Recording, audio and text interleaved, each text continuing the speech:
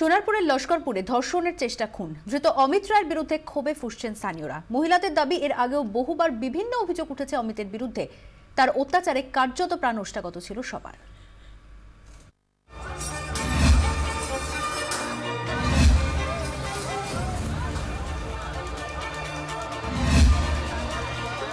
এর থেকে ফালতু জিনিস বলার মতো আর কিছু নেই। ওর এতটাই বাজে।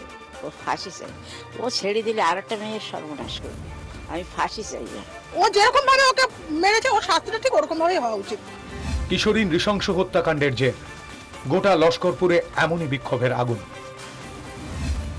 অমিতের গ্রেফতারির পরই বাড়ির লোকজন সবাই চলে যায়। তালা ভেঙে ভেতরে ঢুকে উত্তেজিত জনতা।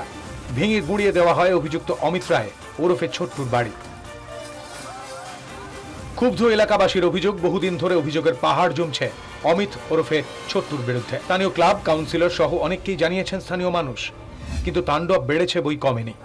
একা অমিতই নয়, বাইরে থেকে দলবল এনেও চলতো দৌরাত্ম্য।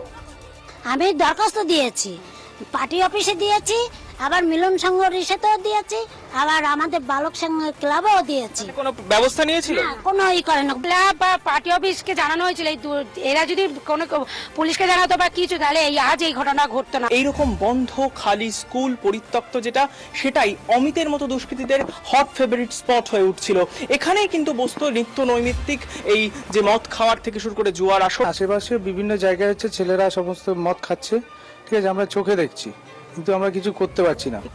কিশোরী খুনে অভিযুক্তের গ্রেফতারের পর কার্যত বাঁধ ভেঙেছে ক্ষোভের। চরম শাস্তির দাবি করছেন এলাকার মানুষ। বসানো হয়েছে পুলিশ পিকেট। ক্যামেরায় বাপন সাহেবের সঙ্গে অভিজ্ঞান নস্কর ও ঋত্বিক মণ্ডলের রিপোর্ট, 24 ঘন্টা।